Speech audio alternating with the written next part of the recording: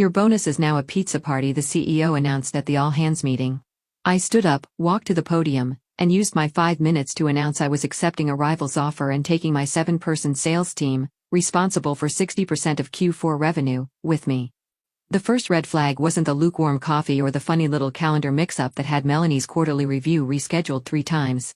It was the way the CEO, Rick, with a smug-toothed bleached grin and startup brain energy, called her Melissa in front of the entire board. She corrected him twice. Still, he patted her shoulder like she was an overperforming barista and said, "Your crew's on fire this quarter, Missy. Keep pumping." Melanie Reyes had spent the last 11 years dragging the company's deadweight sales department into the goddamn 21st century. When she joined, their CRM was a glorified Excel file, and half the reps thought lead scoring was a football stat. Now her 7-person team carried 60% of Q4's projected revenue, signed, sealed with multi-year contracts ready for renewal. She didn't do rah-rah speeches or TikTok strategy boards. She built relationships, closed deals, and made her people feel like warriors in a world of Slack emojis and fake metrics. They just landed a $4,200,000 deal with a healthcare client that could have gone to Oracle, and Rick still treated her like a departmental mascot. Meanwhile, her team was buzzing. Mark had hit 160% of quota. Aisha finally got that breakthrough with the automotive vertical. Even junior rep Casey had brought in a lead so hot it practically smoked. Everyone was whispering about bonuses, not in that manifestation journal kind of way, but like real optimism. Someone said they saw the CFO ordering a second bottle of wine during last week's investor dinner. Someone else swore the CEO mentioned record-setting rewards during his Q3 off-site debrief. Melanie didn't count chickens, but even she allowed herself one dangerous thing: hope. Hope that maybe for once good work would be seen, counted, rewarded. And, hey, while we're talking about team effort, 97% of folks listening right now haven't hit that follow button. I'm not saying it hurts our feelings, but even Casey cried a little. Subscribing, that's the bonus that actually motivates the squad. Anyway, Melanie wasn't naive. She didn't expect Rolexes or rooftop champagne, but a performance bonus that was part of her contract. That was numbers, math, logic. For all his smoothie brain slogans, Rick had signed off on her comp structure when she renegotiated last year, and she had receipts, emails, memos, even the Slack thread where he typed, "Let's properly reward success this time." So she let herself exhale a little. She booked her team's favorite bar for a low-key Friday happy hour. She ordered new laptop stands to replace the wobbly ones in the bullpen. She even joked about using her bonus to finally fix the haunted garbage disposal in her kitchen. It growled like a dying raccoon and once coughed up a spoon from 2009. But underneath it all, under the spreadsheets, the client calls, the late-night Slack triage, something was gnawing. A rustle in the bushes. The coup, Darren, started asking weirdly granular questions about sales dependencies. HR had randomly audited her team's PTO logs, and someone accidentally CC'd her on an email chain about leadership resource optimization. Still, she told herself it was paranoia, burnout, too much cold brew, and too little sleep. Besides, they wouldn't be that dumb, not when she held the keys to their entire revenue engine, right? The Friday of the all-hands meeting. Melanie wore black, not for drama. It just made her feel grounded, solid. Her team sat near the front, joking about what kind of gift cards they might get. Asha said she was manifesting Delta Sky miles. Mark wanted bourbon. Casey said he'd settle for anything that wasn't a branded water bottle with the company logo peeling off. No one was ready for what came next. Rick swaggered on stage like he was about to announce an IPO, not a gut punch. Clicked to the final slide of his deck, big bold letters, Comic Sans, of course, teamwork tastes better with pizza. Then he said it, "Your bonus this year is a pizza party." Silence, then scattered confused laughter. Melanie didn't laugh, neither did her team. Mark stared at the floor. Asha blinked, expression blank. Casey looked like someone had just canceled Christmas. Melanie's stomach dropped through the floor because in that moment, she knew this wasn't a mistake. This wasn't some awkward phrasing or rollout delay. It was deliberate. A knife slid in with a smile. And for the first time in 11 years, Melanie Reyes felt something dangerous settle behind her ribs, not disappointment, not confusion, revolution. It wasn't just the words. It was the way Rick delivered them. Like a frat bro announcing beer pong winners, not the leader of a company that had just posted its highest revenue since inception. "Let's celebrate everyone's hard work," he said. Arms spread like he was Christ blessing the Olive Garden. And what better way than with some hot saw and good vibes? Melanie didn't move. Her spine locked in place like a steel beam. Around her, forced chuckles echoed those hollow, instinctive office laughs that happen when no one wants to be the first one to call bullshit. Asha leaned over, whispering, "Is this a joke?" Melanie didn't answer. On stage, Rick was still going. "This year, we believe in shared success. That means investing in team bonding, not just handing out checks to the usual overachievers." He made air quotes with his fingers. Someone clapped. Probably one of the interns who still thought team culture meant anything but cheap distraction. She scanned the room. Darren the Coup was typing something on his phone. The CFO, Layla, was watching her with the same expression you'd give a rabid dog behind a glass door. No eye contact. No acknowledgement. Just that careful, calculated sidestep people make when they know they're part of the betrayal. Melanie's blood buzzed. Her team wasn't stupid. They were looking to her now, not Rick. Mark had his jaw clenched so tight she could see the vein in his temple. Casey had slumped in his seat like his whole posture had deflated. Asha's eyes were glassy, blinking too fast. These were the people who'd spent the last 6 months pulling 12-hour days, who canceled family vacations, ran demos from parking lots, took calls during Thanksgiving dinner. They didn't want medals. They didn't even need confetti, but they deserved something. Acknowledgement, respect, compensation, and they got dominoes. Rick slapped the mic like a game show host. "Don't worry. We'll have options. Meat, veggie, gluten-free. We know how hungry y'all are after a big win." Eleni wanted to walk up there and shove that microphone straight through his veneers. Instead, she sat very still. Rage didn't help here. Rage would cloud things. She needed clarity, calculation. She needed to remember that this wasn't a one-time slight. This was the culmination. The red flags had been flapping for months: ignored performance reviews, withheld commission breakdowns, budget approvals that mysteriously got stuck in legal. She told herself to be patient, to be a team player. Now she realized they'd been preparing for this soft sabotage. Downplay the wins, muddy the numbers, cut her off at the knees without ever saying her name. Rick had just made it official. He even tried to add flair like this was all part of some master plan. "And, hey," he said with a wink, "pizza's better than inflation-busted gift cards, right?" The room chuckled again, not louder, just sadder. Melanie turned slowly toward Darren as the applause limped into existence, was whispering something to Layla. Both of them glanced at her, then quickly away. Her hands were steady, though her heartbeat was a metronome in her throat. She didn't smile, didn't frown. She just memorized their faces like she was taking mental screenshots for evidence. The meeting rolled on. Department updates, bad graphs, hollow talk of synergy. Melanie's team didn't take notes. Neither did she.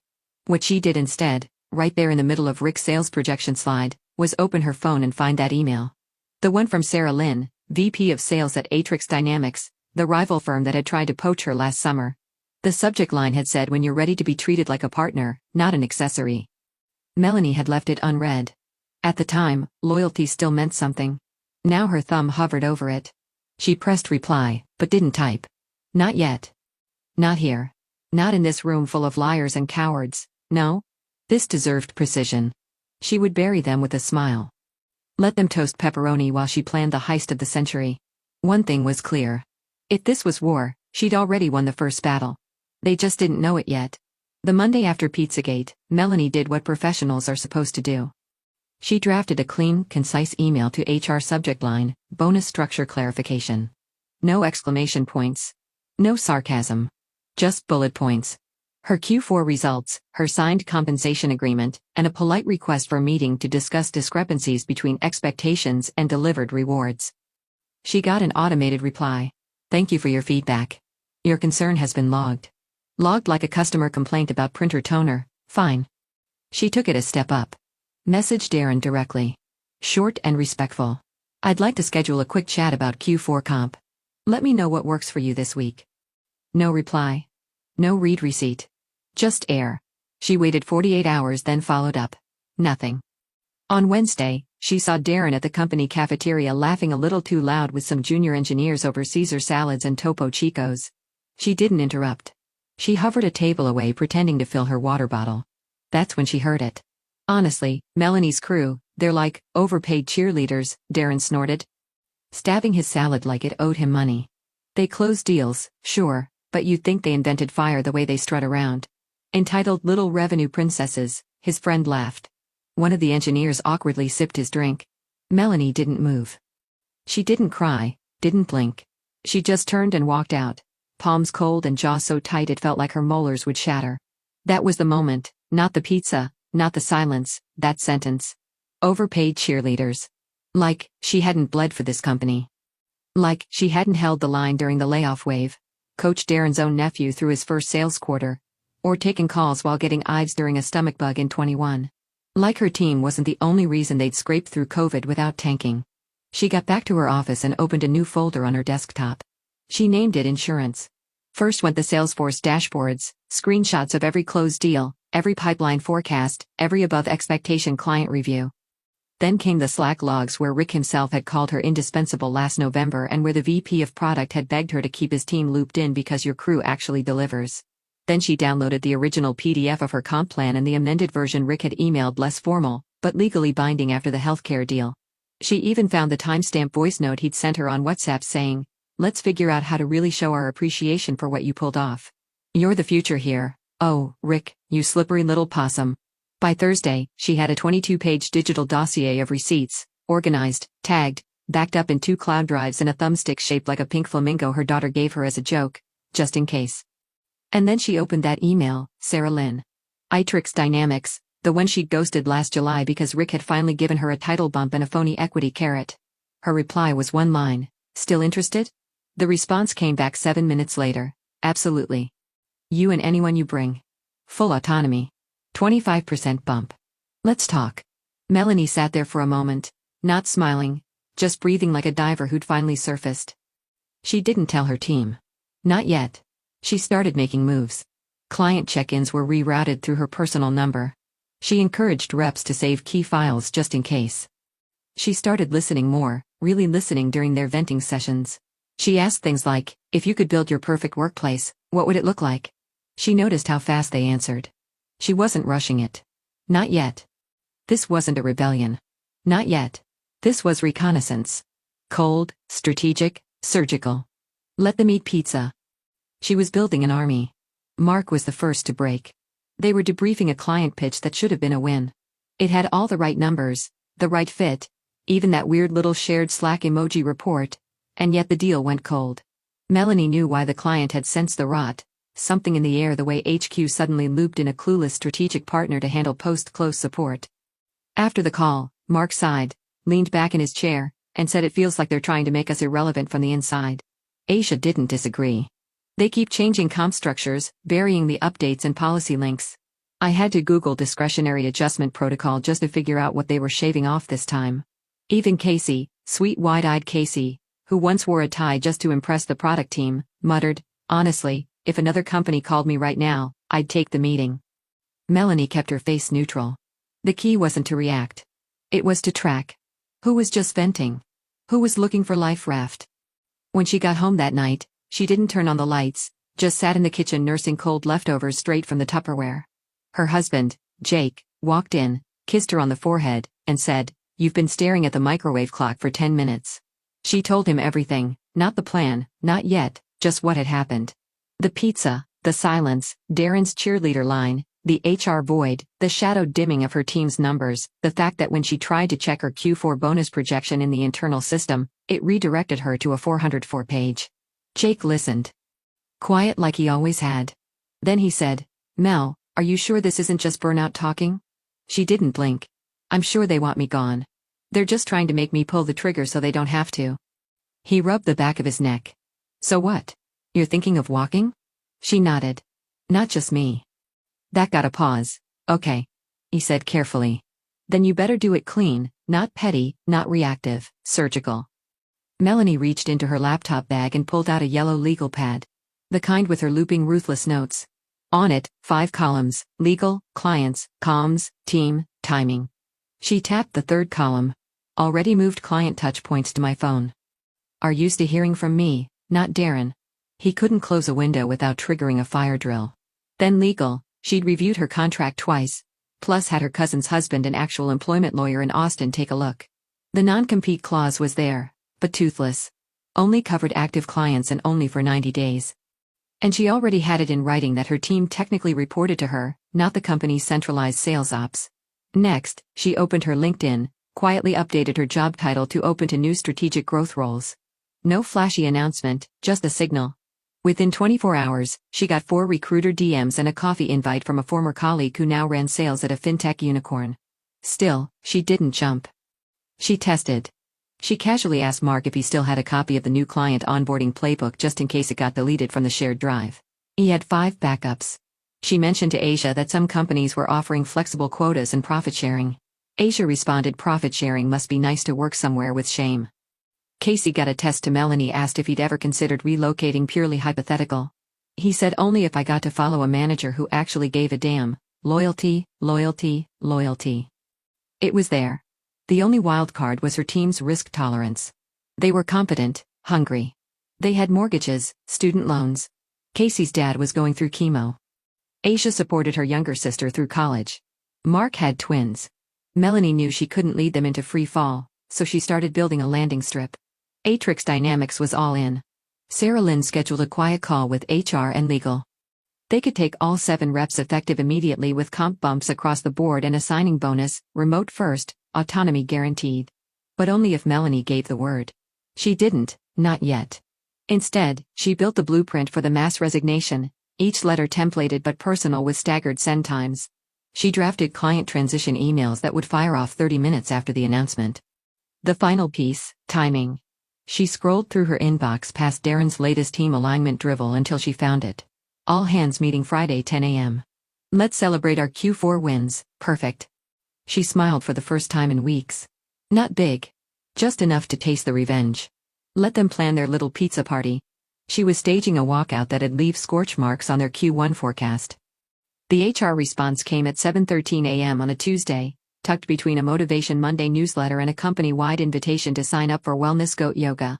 Subject, re-bonus structure clarification message. Hi, Melanie. Thanks again for your inquiry. After reviewing the Q4 performance and comp policies, we've determined that all payouts align with our internal equity guidelines. Let us know if you'd like a refresher on how discretionary metrics are applied. Best, Shelby, discretionary metrics. That was corporate for because we said so. Melanie stared at the email while stirring her black coffee, the spoon clinking against the mug like a warning bell. Equity guidelines. Her team had overperformed by every measurable standard. They had metrics that would make Salesforce weep. There was no gray area, unless, of course, they were creating one. Later that same day, Darren's name lit up in her inbox. The subject line made her teeth grind. Quick note, re-team collaboration. She opened it. Mel just wanted to offer support as we evolve into the next phase of team synergy. With that in mind, you've asked Jackson from the BizDev Pod to shadow you for a few weeks, help out with transition strategy, knowledge share, that sort of thing. Totally normal stuff. Let us know if you need anything. Jackson, the Red Bull chugging toddler in khakis who once asked during a pipeline review if gross margin meant, like, the stuff we sell before taxes. They were planting his ass in her department like a fungal spore. This wasn't support. This was a soft demotion wrapped in team-building glitter. Melanie didn't reply. She forwarded the email to her private Gmail, then deleted it from her work inbox and cleared her trash folder. Her eyes didn't twitch. Her jaw didn't clench. She was past fury. Cold now, cold as dry ice. That night, she got a text from an unknown number. Check your comp sheet. You didn't get what you earned. Then a follow-up, clerical recalibration. Ask Layla. No name. The tip was legit. Melanie pulled up the latest commission doc in the system. It was masked behind a SharePoint redirect and suddenly password protected, which it never had been before. Once inside, she scanned the totals. $42,800, that was wrong. She had receipts, hard math, putting her quarterly commission closer to $69,000. She triple-checked the contracts, her client close dates, her deal sizes. Every row confirmed it. Shaved her pay by nearly 40%. Clerical recalibration. She imagined Darren saying it out loud with that weasel smirk like it was a spell that absolved him of theft. They weren't just trying to demoralize her. They were trying to erase her. And still, Melanie didn't react, didn't scream, didn't forward the doc to her team in a fit of rage. She started coaching them instead. During one-ones, she began weaving in what-ifs. If the company structure shifted, what would you need in a manager to stay effective? When you think about your future here, what makes you feel secure? If we had to rebuild this department from scratch, what would we do differently? She pretended it was team building, career development, alignment, but it was survival training. They didn't even realize she was quietly rehearsing for the fall. Mark mentioned he'd started backing up client contacts on his personal drive just in case. Asha asked how she should word her resume's value metrics if hypothetically someone ever poached us. Even Casey, bless his hopeful little heart, said, "If anything ever happens to this place, I want to land where you land, Mel." Her chest tightened for half a second. Then she nodded once businesslike, good instincts. She knew she was asking them to stand on the edge of the cliff, but she wouldn't push until she could build them a bridge. Melanie stayed late every night that week. Lights off. Hoodie up. Glowing screen. Preparing final comms, HR safe documentation, a full exit roadmap. She even pre-scheduled emails to be sent at 10:07 a.m., Friday, 7 minutes after she'd take the stage at the all hands, customer transition templates, vendor alerts, legal confirmations, NDAs for those who'd ask for them. She even had custom resignation letters pre-filled with each team member's name and finalized start dates at Atrix. Pending their final go-ahead. Everything ready. Everything lined up. Her hands didn't shake. Not anymore. The meeting wasn't on any calendar. No subject line. No Zoom link. Just a text chain with 7 names, a rooftop bar downtown, and a start time of 8:30 p.m., late enough to dodge any team syncs or suspicious Slack pings. Melanie got there early, ordered 7 beers and 1 ginger ale for Casey, then chose the corner booth facing the door.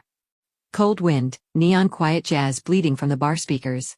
Her laptop bag stayed zipped shut at her feet, bulging with printouts, data, and the final proof they'd all been asking for in silence. One by one, her team filtered in. Mark first, always early, always tired. Then Asia dragging a tote full of paperwork she never trusted to the cloud. Casey, nervous smile hiding that he'd probably triple-checked his GPS route. Then Nora, Dev, Sean. And finally, Jules, the team's chaos gremlin, late on purpose to make an entrance eyeliner so sharp it could file HR complaints. They made small talk, laughed, ordered fries, and then Melanie said quietly, "This is off the record. You can leave at any time, but I need to show you something."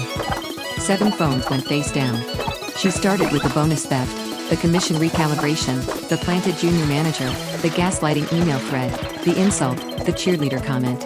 She played it back from her phone, audio fuzzy but undeniable. Darren's voice, his venom, served cold, then Kim the numbers. She pulled out the comp doc and laid it on the table highlighted in yellow and red. Circled in ballpoint, $69,150 earned, $42,800 paid. "They're pocketing your work," she said. "They're stealing from me, from all of us." Then came the offer. Atrix Dynamics. Full buyout of her entire team. Salary bumps, signing bonuses, client territory preserved, remote first. No Darren. No Rick. No pizza parties. Silence. Then Mark said, "What do you need from us?" She blinked. "Your trust." "Done," said Asia. They made their decision. Now we make ours.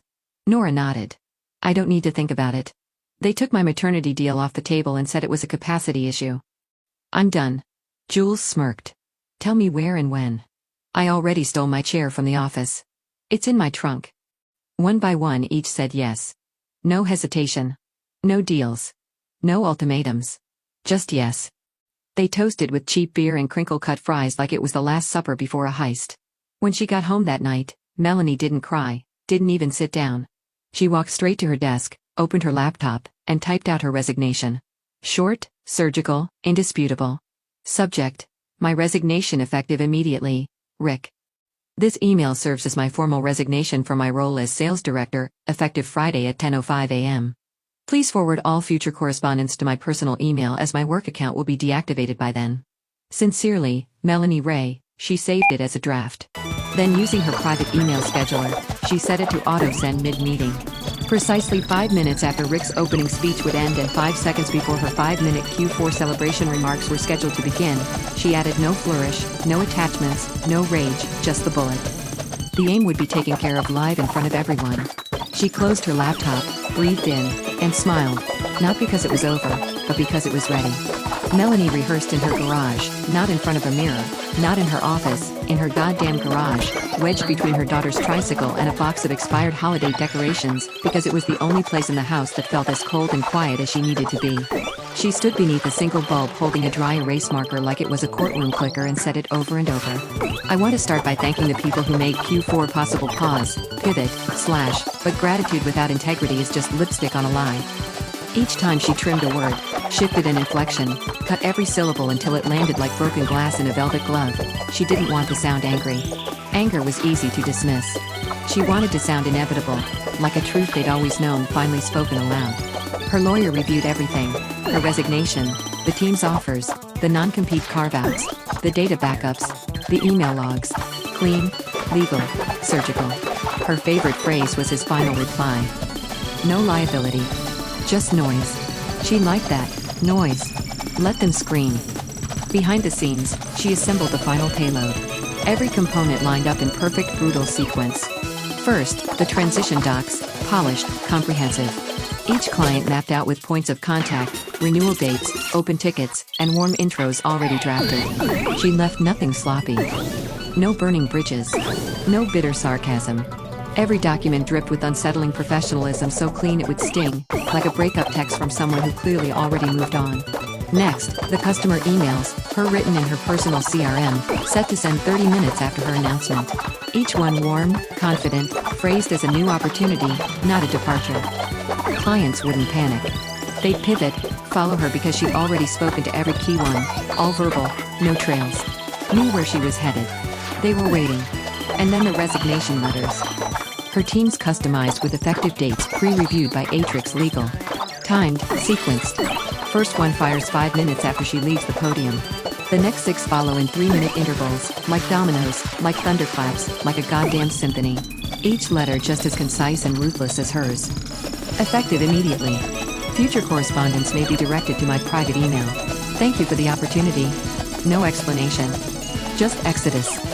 She even packed up her office the night before the meeting, late at night, elevator music humming in the background like an oblivious lullaby. A few framed photos, her external hard drive, the pink flamingo thumbstick, her notepad, left the company-issued laptop on the desk, wiped, clean, posted on the screen, logged out. Good luck. Friday morning, she dressed deliberately, not flashy, just sharp. Tailored navy blazer, black blouse, clean slacks, no jewelry, no flair, just presents. Jake watched her from the kitchen. You're calm, he said. She nodded because it's done. She drove herself parked in her usual spot. Walked in like it was any other Friday. No one noticed the difference. Not yet. 9:56 a.m. Rick took the stage, radiating smug like cologne, cracking a joke about last quarter's record revenue and how sometimes success is the best kind of surprise. Melanie's phone vibrated in her pocket. Scheduled email sent 10:05 a.m. sharp. Her resignation had landed. She waited. Let him finish his empty monologue. Listened to the clapping that followed, hollow, and practiced. Then he said, "Let's hear from the woman who made it happen." Melanie raised everybody. Applause. She stood. Walked to the front. Picked up the mic. Her 5 minutes began, and the company's future ended. Rick thought he was handing her a mic. In reality, he was handing her the match. The All Hands was live-streamed, of course, because nothing screams authentic leadership like watching your CEO pace around on Zoom while humble bragging about navigating rough waters. Rick stood in front of the slide deck like he'd won an Oscar for Best Spreadsheet, wearing a button down too tight for his chest and a smirk that belonged on a mugshot. Biggest Q4 in company history, he announced, fake modesty dripping off each word, record renewals, new verticals, and we did it together as a family. No one person gets the credit. This is a group win. A shared win. He tapped the screen. The next slide, a cartoon pizza wearing sunglasses, laughter, nervous, scattered. Let's remember, Rick chuckled. Revenue feeds the company. Culture feeds the soul. Then he winked. Speaking of soul, here's someone who's been instrumental to our growth. Melanie Reyes, why don't you come up and say a few words about what teamwork means to you? Cue the claps, polite, hesitant. She rose slowly, smoothed the front of her blazer, and walked to the front like a soldier approaching a ceasefire table she knew wouldn't last 5 minutes. Took the mic, nodded once to the room, once to the camera, then began. I want to start, she said, calm and composed, by thanking my team, not for their performance though it was extraordinary, but for their integrity. They worked nights. They worked weekends. They hit every goal this company put in front of them, and they did it without cutting corners, without complaining, and without ever demanding more than what they earned. You could feel the air change, the shift. The silence had weight now, she continued. But recently, Melanie said, voice unshaken, I've come to realize that integrity isn't always a two-way street. That sometimes the people cashing the checks don't respect the ones writing them.